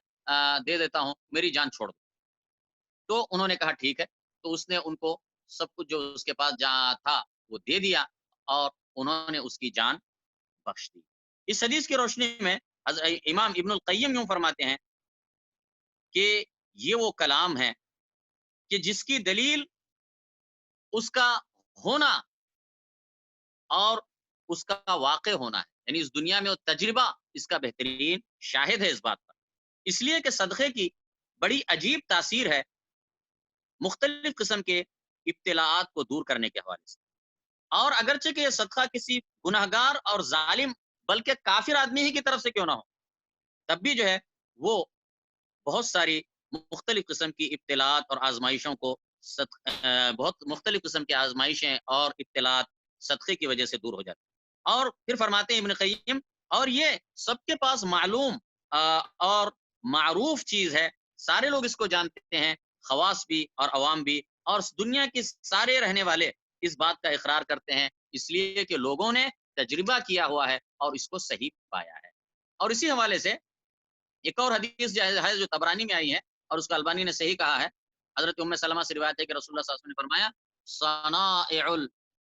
सनाइउल मारूफ तकी मसारिअ अस्सू, कि नेकी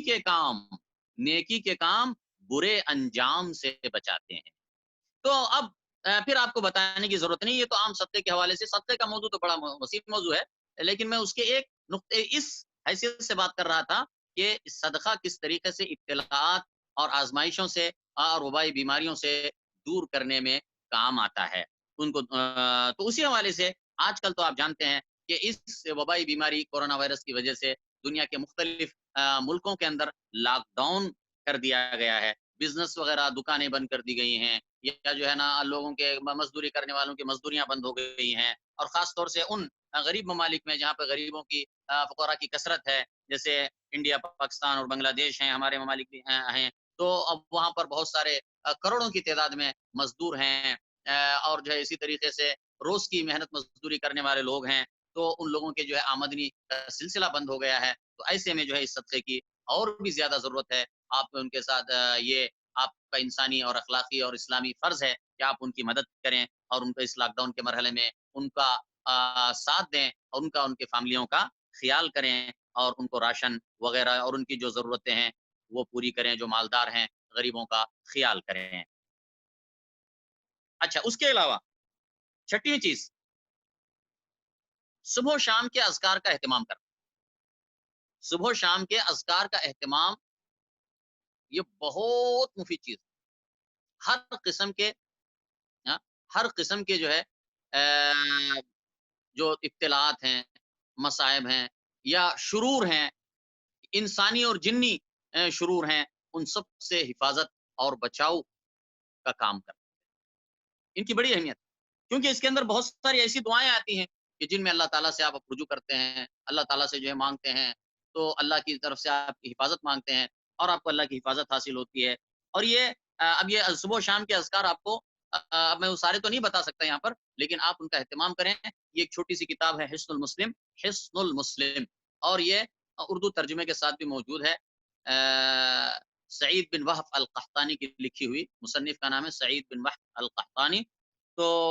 آپ اس کتاب کو لے لیں، اس میں صبح و شام کے اذکار ہیں، ان کا ہمیشہ ان کے اہتمام کیا کریں، صبح اور شام پڑھنے کے۔ صبح کا مطلب فجر کی نماز کے بعد، اور شام کا مطلب مغرب سے پہلے، عصر اور مغرب کے درمیان۔ تو ان میں سے میں چند چیزیں آپ کو بتاتا ہوں۔ سب سے ایک چیز ہے، صبح و شام 3 مرتبہ قل اللہ احد اور قل اعوذ برب الفلق اور قل اعوذ برب الناس 3 مرتبہ صبح اور شام پڑھنا۔ ان کے اس بارے میں اللہ کے نبی صلی اللہ علیہ وسلم کی حدیث ہے جو ترمذی اور ابو داؤد میں ہے۔ عبداللہ بن خبیب روایت کرتے ہیں کہ رسول اللہ صلی اللہ علیہ وسلم نے فرمایا، قل اللہ احد معوذتین، معوذتین کا مطلب قل اعوذ برب الفلق اور قل اعوذ برب الناس، قل اللہ احد اور معوذتین صبح اور شام کو 3 مرتبہ پڑھا کرو، یہ تمہارے لیے ہر چیز کے شر سے تمہارے لیے کافی، ہر چیز کی طرف سے تمہارے لیے کافی ہوں گے، یعنی تمہیں کوئی تمہارا نقصان نہیں کر سکے گا، کوئی چیز تمہارا نقصان نہیں کر سکے گا۔ یا اسی طریقے سے ایک اور حدیث میں آتا ہے یہ دعا پڑھنے کے بارے میں، بسم اللہ الذی لا یضر مع اسمہ شیء فی الارض ولا فی السماء وهو السمیع العلیم، اللہ کے نام سے کہ جس کے نام کے ہوتے ہوئے کوئی چیز آسمانوں اور زمین میں نقصان نہیں پہنچا سکتی اور وہ سننے والا جاننے والا ہے۔ تو اللہ کے نبی نے اس دعا کے بارے میں فرمایا کہ جو شخص بھی اس دعا کو، بسم اللہ الذی لا یضر مع اسمہ شیء فی الارض ولا فی السماء وهو السمیع العلیم، اس دعا کو صبح اور شام 3 مرتبہ پڑھتا ہے تو اسے کوئی چیز نقصان نہیں کر سکتی۔ اچھا، اسی طریقے سے ایک اور دعا لے لیں جس میں آیا ہے اعوذ بکلمات اللہ التامات من شر ما خلق، یہ میں پناہ مانگتا ہوں اللہ کے مکمل کلمات کے ذریعے ہر اس چیز کے شر سے، ہر اس چیز کے شر سے جس کو اللہ نے پیدا کیا ہے۔ اچھا، یہ بھی وائرس ہے، وائرس کو کس نے پیدا کیا؟ وہ اللہ نے پیدا کیا، ہر چیز کا پیدا کرنے والا تو اللہ تعالیٰ ہی ہے۔ تو فرمایا اعوذ بکلمات اللہ التامات من شر ما خلق، میں پناہ مانگتا ہوں اللہ کے مکمل کلمات کے شر سے، ہر اس چیز کے شر سے جس کو اس نے پیدا کیا ہے۔ تو اللہ کے نبی صلی اللہ علیہ وسلم کی حدیث میں آتا ہے جس کو ترمذی نے روایت کیا ہے کہ جو شخص رات کو 3 مرتبہ یہ دعا پڑھتا ہے تو اس رات کو اگر کوئی زہریلا جانور اسے کاٹے گا تو اس کا اثر نہیں ہوگا، اس کو نقصان نہیں کرے گا، یعنی سانپ بچھو بھی اسے کاٹ لے گا، اگر یہ دعا پڑھ کے سوئے گا تو اس کو جو ہے وہ اثر نہیں کرے گا۔ اور اسی طرح صحیح مسلم میں اسی آتا ہے کہ ایک آدمی اللہ کے نبی صلی اللہ علیہ وسلم کے پاس آیا اور اس نے کہا اللہ کے نبی رات کو مجھے بچھو نے ڈس لیا تھا، تو اللہ کے نبی نے فرمایا اگر تو نے جب شام ہوئی تھی اگر تو نے اعوذ بکلمات اللہ التامات من شر ما خلق پڑھا ہوتا تو تجھے وہ کچھ نقصان نہ کرتا۔ تو یہ ہو گئی۔ اچھا، ابھی کتنی چیزیں ہو گئی، تھوڑا سا دوہرا لیں گے۔ تو ایک تو ہو گیا تھا ایمان بالقضاء والقدر، دوسری چیز ہے توکل اللہ تعالیٰ پر، تیسری چیز ہے توبہ اور استغفار، چوتھی چیز ہے صدقہ و خیرات، اور پانچویں چیز میں نے بتائی تھی کہ صبح اور شام کے اذکار کا اہتمام کرنا۔ اب چھٹی چیز ہے صبر اور صلات سے مدد طلب کرنا، صبر کرنا، صبر اور صلاح، صبر کرنا اور نماز کی طرف جانا، نماز میں پناہ ڈھونڈنا،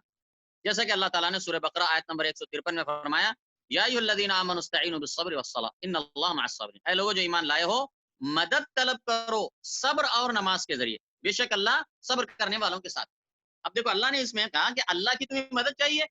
گویا تم اللہ دوسرے معنی میں آپ سے اگر پوچھا جائے آپ کو اس مرحلے میں، اس مشکل میں، اس مصیبت میں یا کسی اور مصیبت میں آپ کو اللہ کی مدد چاہیے، آپ کہیں گے ہاں، تو اللہ کہتا ہے ہاں اللہ کی مدد چاہیے تو آپ اللہ کی مدد کو حاصل کرو صبر کر کے اور نماز پڑھ،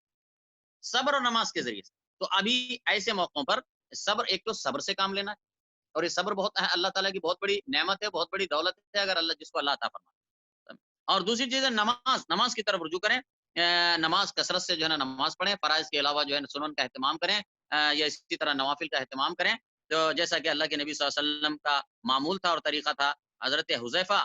بیان کرتے ہیں کہ اللہ کے نبی صلی اللہ علیہ وسلم پر جب کوئی اہم معاملہ نازل ہوتا تھا، کوئی اہم کام آتا تھا تو آپ صلی اللہ علیہ وسلم فوراً نماز کی طرف رجوع فرماتے تھے۔ اس کو ابو داؤد اور احمد نے روایت کیا ہے اور البانی نے اس کو حسن قرار دیا ہے۔ اچھا یہ تو ہو گیا بات اہم چیزیں۔ اس کے علاوہ جو کچھ ایسی چیزیں میں آپ کو بتاتا ہوں جو علاج بھی ہیں اور آپ کے لیے علاج سے پہلے حفظ ما تقدم بھی ہیں، اس کو کہتے ہیں اردو میں کہتے ہیں، ابھی میں آج کل میں اردو کے الفاظ استعمال کرتا ہوں تو آج کل بہت سارے جو تعلیم یافتہ لوگ ہیں وہ صحیح طریقے سے اردو نہیں سمجھتے ہیں کیونکہ سب انگلش پڑھے ہوئے ہیں۔ تو حفظ ما تقدم کا مطلب یہ ہوتا ہے کہ پریکاشن، یعنی قبل از وقت اس کے احتیاطی تدابیر اختیار کرنا، یعنی بیماری کو آنے سے پہلے پرہیز کے ذریعے سے اس کو روکنا، آنے نہیں دینا۔ اور علاج کا مطلب بیماری اگر آ جاتی ہے تو اس کا بیماری کا علاج ہوتا ہے دوا کے ذریعے سے۔ تو پریکاشن بھی ہے اور میڈیکیشن بھی ہے، ہاں یہ حفظ ما تقدم بھی ہے اور علاج بھی ہے۔ تو میں اب جو چیزیں بتا رہا ہوں یہ دونوں چیزوں کا کام کرتی ہیں، یہ ہمیشہ کرنے کے کام ہے، یہ اللہ کے نبی صلی اللہ علیہ وسلم کے احادیث میں آئے ہوئے ہیں یا اللہ کے کلام میں آئی ہوئی ہیں بعض چیزیں جو پریکاشن بھی ہیں اور یہ میڈیکیشن بھی ہیں۔ تو سب سے پہلی چیز ہے شہد۔ سورہ نحل آیت نمبر 69 میں اللہ فرماتا ہے فیہ شفاء للناس، اس میں لوگوں کے لیے شفا ہے۔ یہ اللہ نے فرمایا، یہ اللہ نے فرمایا، اللہ تعالیٰ نے آپ کو جو ہے نا یہ دوا لکھ کر دی ہے، یعنی آپ ڈاکٹر کے پاس جاتے ہیں وہ پیپر کے آپ کو لکھ کے دیتا ہے دوا کا نام، تو آپ کہتے ہیں ڈاکٹر نے لکھا، سیدھا لے جا کے دوا خرید کے کھاتے ہیں۔ یہ تو اللہ تعالیٰ نے آپ کو بتایا کہ فیہ شفاء للناس، اس میں لوگوں کے لیے شفا ہے، تو اس میں کوئی شک و شبہ نہیں۔ لیکن اس بات کا خیال رہے کہ شہد اصلی اور طبیعی ہونا چاہیے، شہد جو ہے اصلی اور طبیعی شہد ہونا چاہیے، اور انشاءاللہ جیسا کہ اللہ نے فرمایا فیہ شفاء للناس۔ اب آگے جو ہے نا ہمیں کچھ زیادہ بولنے کی ضرورت نہیں ہے، اللہ تعالیٰ نے بول دیا فیہ شفاء للناس کہ اس میں اللہ لوگوں کے لیے شفا ہے۔ نمبر دو ہے الحبۃ السوداء، جس کو ہم کالا دانہ، جس کو ہم اردو میں کہتے ہیں کلونجی، جس کو اردو میں کہتے ہیں کلونجی، جو کالے کالے دانے ہوتے ہیں تل کے دالوں کی طرح سائز کے جو ہے کالے دانے ہوتے ہیں، ان کو کہتے ہیں کلونجی۔ یہ بہترین دوا،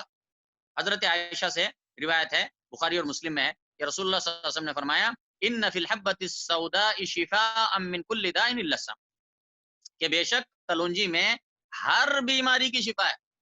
دیکھو اللہ کے نبی کیا فرمایا، ہر بیماری کی شفا ہے الا السم، سوائے موت کے، یعنی مطلب یہ ہے کہ اللہ تعالیٰ نے انسان کے اوپر موت مقدر کر رکھی ہے، مرنا تو ہے ہر انسان، اب وہ چاہے ساری زندگی کلونجی کھاتا رہے لیکن وہ موت سے تو نہیں بچ سکتا، موت تو ایک دن آنی ہے، لیکن اس کے بعد موت کے علاوہ باقی ہر بیماری کے لیے یہ شفا ہے، ان فی الحبۃ السوداء شفاء من کل داء الا السم۔ تو اب یہ جو ہے ہر بیماری کی شفا ہے، دیکھو اس کا مطلب یہ ہے کہ کورونا وائرس کے حوالے سے جو ہے اس کی بھی شفا ہے، اس کلونجی کے اندر اس کی بھی شفا ہے۔ اگر کوئی اس کو پہلے سے کھاتا رہے گا تو انشاءاللہ وہ اللہ کے حکم سے اس کو بیماری نہیں لگے گی، اور اگر وہ بیمار ہو جائے گا اس کے بعد یہ دوا استعمال کرے گا انشاءاللہ اس کو اس کی بیماری اللہ کے حکم سے دور ہو جائے گی، کیونکہ اللہ کے نبی نے فرمایا ان فی الحبۃ السوداء شفاء من کل داء الا السم، بے شک کلونجی میں شفا ہے ہر بیماری سے سوائے موت کے۔ نمبر 3 عجوا کھجور، عجوا کھجور یعنی کھجوروں کی ایک مخصوص قسم ہے جو خاص طور سے مدینے کا جو عجوا کھجور ہیں ان کے اندر اللہ تعالیٰ نے بڑی شفا رکھی ہے۔ چنانچہ صحیح بخاری میں حضرت سعد سے روایت ہے کہ رسول اللہ صلی اللہ علیہ وسلم نے فرمایا من اکل حین یصبح 7 تمرات عجوا لم یضره بذلك اليوم سم ولا سحر، کہ جو شخص صبح جب وہ صبح کرتا ہے تو 7 عدد عجوا کھجور کھاتا ہے صبح کو، تو اس دن اسے نہ کوئی زہر اثر کرے گا اور نہ کوئی جادو اس کا اثر۔ اچھا چوتھی چیز ہے حجامہ، حجامہ یعنی پچھنا لگانا، حجامہ کہتے ہیں عربی میں پچھنا لگانے کو، تو جس سے گردن کے پیچھے سے یا پیٹھ پہ یا سر کے اوپر جو ہے وہ پچنا لگا کر جو ہے جلد کے پیچھے سے خون جو نکالتے ہیں تو اس کو کہتے ہیں پچنا لگانا. تو اس حوالے سے یہ ایک بہترین علاج ہے. حضرت انس رضی اللہ تعالیٰ عنہ سے روایت ہے، صحیح بخاری اور صحیح مسلم میں ہے کہ رسول اللہ صلی اللہ علیہ وسلم نے فرمایا ان افضل ما تداویتم به الحجامہ، بہترین علاج یا بہترین دوا جو تم کر سکتے ہو وہ پچنا لگانا ہے. نمبر 5، زمزم کا پانی پینا. تو اس حوالے سے مسند بزار میں یہ حدیث ہے کہ اللہ کے نبی صلی اللہ علیہ وسلم نے فرمایا انہا مبارکہ، یہ بڑا مبارک پانی ہے، انہا طعام طعم و شفاء سقم، کہ یہ کھانے کے لیے کھانا بھی ہے اور بیماری سے شفا بھی ہے، بیماری سے شفا بھی ہے. اور اسی طرح مسند احمد اور ابن سنن ابن ماجہ میں حضرت جابر سے روایت ہے کہ رسول اللہ صلی اللہ علیہ وسلم نے فرمایا ماء زمزم لما شرب له، کہ زمزم کا پانی ہر اس مقصد کے لیے ہے جس کی نیت کر کے آدمی پیتا ہے. تو یہ ہو گئے جو قرآن و سنت میں آئی ہوئی بعض دواؤں کا ذکر جو ان کا اگر انسان اہتمام کرتا ہے، ان پر یقین کرتا ہے اور ان کے اوپر ان کو استعمال کرتا ہے تو انشاءاللہ پہلی تو یہ ہے کہ اس تک بیماری نہیں آئے گی، اور اگر بیماری آئے گی تو ان کے استعمال کرنے سے باذن اللہ اس کو شفا حاصل ہوگی. اس کے علاوہ جو مجرب دوائیں ہیں جو دنیا کے اندر، چاہے وہ یونانی دوائیں ہوں، چاہے وہ جو ہے آیوریدک دوائیں ہوں، یا جدید قسم کی جو انگریزی دوائیں وغیرہ ہیں وہ ہوں، جو مجرب دوائیں ہیں تو ان کے بھی استعمال کرنے میں اگر کوئی حرج نہیں ہے. جب اہل علم جو اس علم کا جاننے والے ہیں، جو اس کا تجربہ رکھنے والے ہیں، اگر ان کے پاس یہ بات ثابت شدہ ہے علمی اور سائنسی نقطہ نظر سے کہ اس میں کسی بیماری کی شفا ہے تو اس کے بھی استعمال میں کوئی حرج نہیں ہے. جیسے کہ صحیح بخاری میں حضرت ابو ہریرہ سے مروی ہے کہ رسول اللہ صلی اللہ علیہ وسلم نے فرمایا ما انزل اللہ دان الا انزل له شفاء، کہ اللہ تعالیٰ نے کسی بیماری کو نہیں اتارا مگر یہ کہ اللہ نے اس کی شفا کو بھی اتارا. اب یہ ایک بہت اہم بات، لوگ بہت سارے بولتے ہیں کہ جو ہے یہ فلاں بیماری لا علاج ہے، اس کا کوئی علاج نہیں. ابھی یہ جو کورونا وائرس کے حوالے سے بھی آج کل میڈیا پہ بات چل رہی ہے کہ اس کا لوگ جو ہے علاج ڈھونڈ رہے ہیں، اس کی ویکسین کے بارے میں جو ہے کوششیں چل رہی ہیں، اور جو ہے مختلف سائنسداں اور ڈاکٹرز ریسرچ کر رہے ہیں. تو اصل بات یہ ہے کہ علاج موجود ہے لیکن کسی کو پتا چلا کسی کو پتا نہیں چلا، یہ اور بات. لیکن اللہ تعالیٰ نے یہ اللہ کے نبی فرماتے ہیں کہ اللہ نے جب بھی کوئی بیماری اتاری ہے تو اس کا علاج بھی اتارا ہے. اسی لیے مسند احمد میں ایک دوسری حدیث میں عبداللہ بن مسعود سے روایت ہے، وہ کہتے ہیں اس میں زیادہ الفاظ آئے ہیں، کہتے ہیں علم ما انزل اللہ دان الا انزل له دواء علمه من علمه وجهله من جهله، کہ اللہ تعالیٰ نے جب بھی کوئی بیماری اتاری ہے تو اللہ تعالیٰ نے اس کی دوا بھی اتاری ہے، اس کا علاج بھی اتارا ہے. لیکن کیا ہے علمه من علمه، جانا اس کو جس نے جانا، وجهله من جهله، اور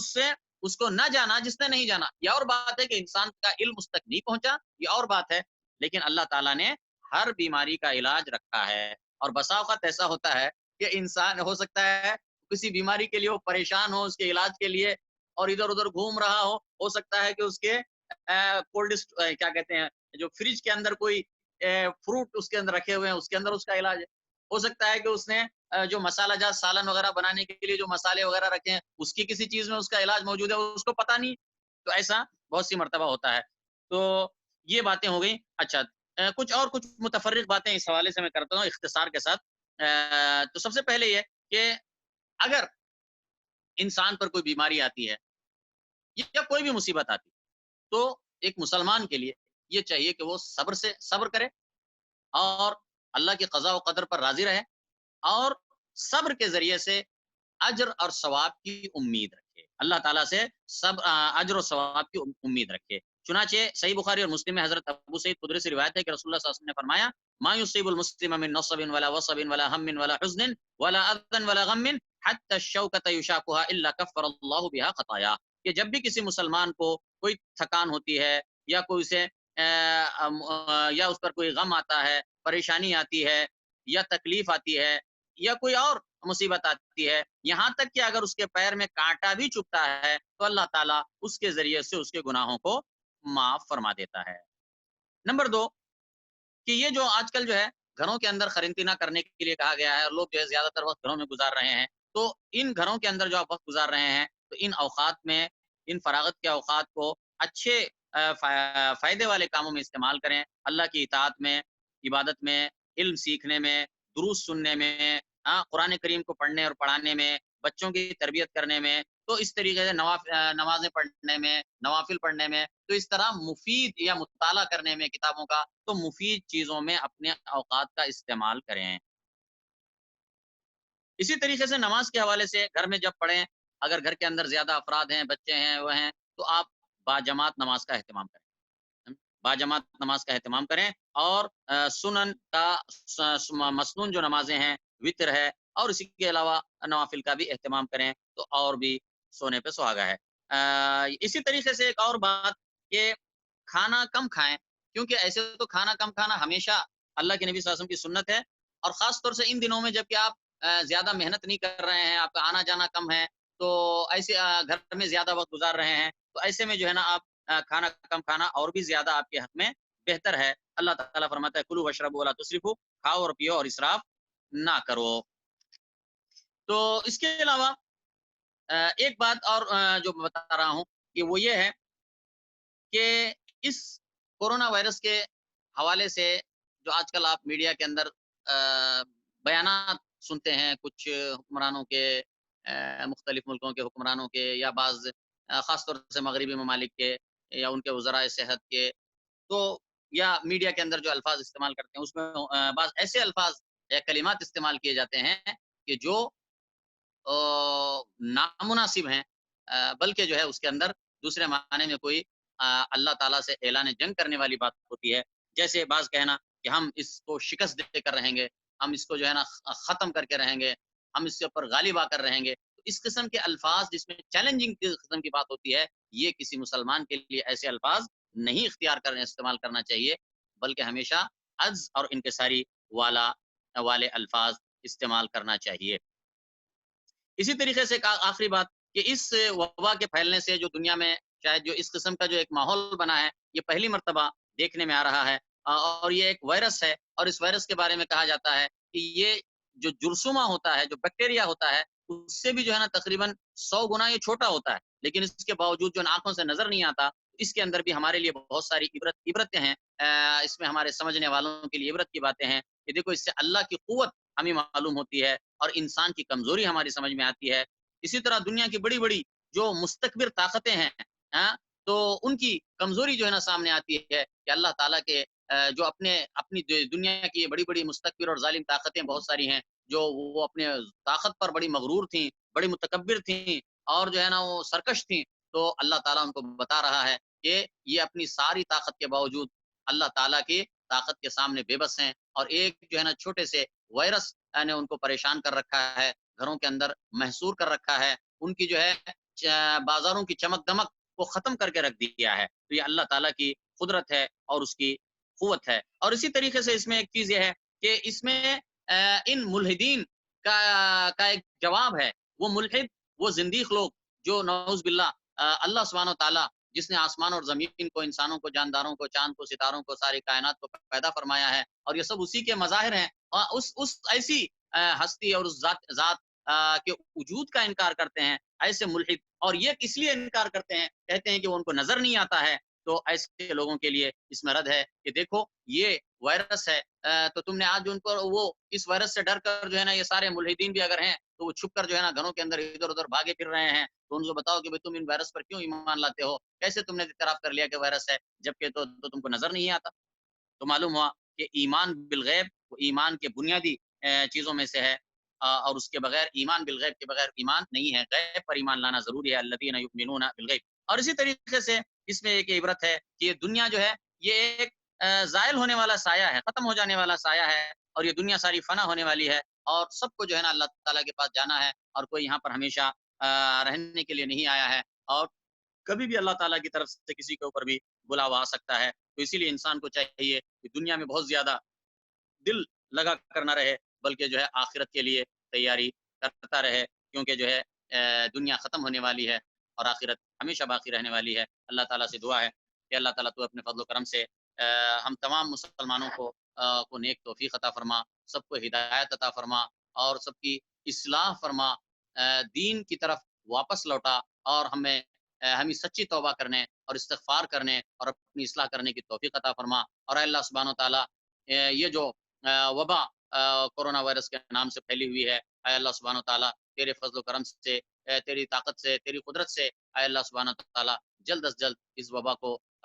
مسلمانوں پر سے، ہم پر سے، مسلمانوں پر سے، مسلمان ملکوں کے اوپر سے اور سارے مسلمانوں کے اوپر سے اس وبا کو دور فرما دے، اس وبا کے خطرے کو دور فرما دے، اور اے اللہ سبحانہ و تعالیٰ مختلف ملکوں میں جہاں پر اس وبا کے خطرے کی وجہ سے مسجدوں کو بند کر دیا گیا ہے، اے اللہ تعالیٰ تو اپنے فضل و کرم سے جلد از جلد تیرے فضل و کرم سے مسجدوں کو کھلوا دے، تاکہ ہم جو ہے مسجدوں کے اندر جمعہ اور جماعات میں حاضر ہو کر جو ہے